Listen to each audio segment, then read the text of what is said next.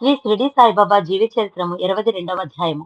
బాబా తన వద్దకు వచ్చి భక్తులకు అనేక విధములుగా విషయములు బోధించెడువారు. అందుకు ఒక ప్రత్యేక స్థలము గాని, సమయము గాని ఉండేది కాదు. ఒకనాడు ఒక భక్తుడు ఇంకొక భక్తుని గూర్చి అతడు లేని సమయంలో ఇతరుల వద్ద అతని గురించి నోటికి వచ్చిన దుర్భాషలాడి నిందించుచున్నాడు.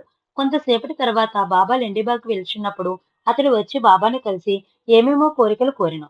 బాబా పక్కనే గల పందిని చూపుతూ, చూడు ఈ పంది కుసుమును ఎలా రుచికరంగా తినుచున్నదో నీ భావము కూడా అట్లే ఉన్నది.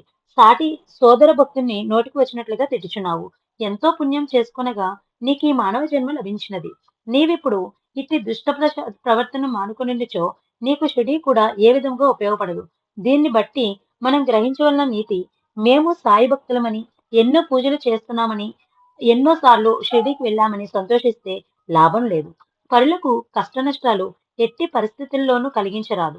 ఒకవేళ అలాంటి పనులు చేస్తే బాబా స్వయంగా చెప్పినట్లుగా షిరిడీలో బాబా కూడా మనల్ని రక్షించడు. చోల్కర్ చక్కెర లేని టీ. తానా జిల్లాలో ప్రసిద్ధి చెందిన కోపేశ్వర ఆ, కోపేశ్వర ఆలయం కలదు. ఒకనాడు దాసుకును ఈ మందిరంలో బాబా పటం పెట్టి వారి కథ చెప్పుచుండెను. బాబా లీలలు విన్న చోల్కర్ పరవశించెను. అతడు నిరుపేద కుటుంబంకు కూడా సరిగా పోషించుకోలేనివాడు. నాకు ఖాయమైన ఉద్యోగం దొరికిన షిరిడీకి వచ్చి నీ పాదములను దర్శించదనని మొక్కుకొన్నాను. ఆ తర్వాత ప్రభుత్వ పరీక్షల్లో ఉత్తీర్ణుడై సివిల్ కోర్టులో గుమస్తా ఉద్యోగమునకు సంపాదించగలిగెను. అతనిది పెద్ద కుటుంబం ఒకటిచే షిరిడీ వెళ్లి మొక్కు తీర్చుకొనుటకు తగిన పైకం లేక ఊరుకొండెను. ఎట్లైనను ప్రయత్నించి షిరిడీ వెళ్ళవలెనని పట్టుదలతో టీ తాగినప్పుడు అందులో చక్కెర వేయకుండా ఆ డబ్బులు మిగిల్చి కొంతకాలం తర్వాత షిరిడీ వెళ్లి బాబాను దర్శించెను. సాయి పాదములకు మొక్కి పరవశుడై కళాఖండ ప్రసాదములను బాబా పేరున భక్తులందరికీ పంచిపెట్టెను. చోల్కర్ బాపు సాహెబ్ జోగ్ ఇంటిలో దిగెను. మధ్యాహ్న ఆహారతి తర్వాత వారిద్దరు ఇంటికి వెళ్ళుటకు లేచిరి. బాబా జోగుని పిలిచి, నీ అతిథికి టీ ఇచ్చినప్పుడు చక్కెర అధికంగా వేసి ఇమ్ము అని చెప్పెను. జోగునకు ఆ విషయం ఏమైనది అర్థం కాలేదు. చోల్కర్ నాకు మాత్రం కళ్ళల్లో నీళ్లు తిరిగినవి.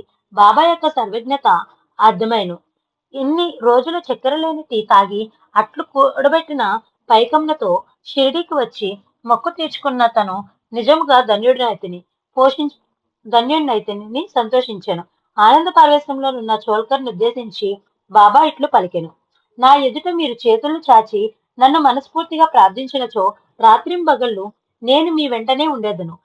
ఈ శరీరంతోనూ నేను షిరిడీలోనే ఉన్న సప్త సముద్రముల అవతల మీరేమి చేయుచున్ననో నాకు తెలియచునే ఉండను.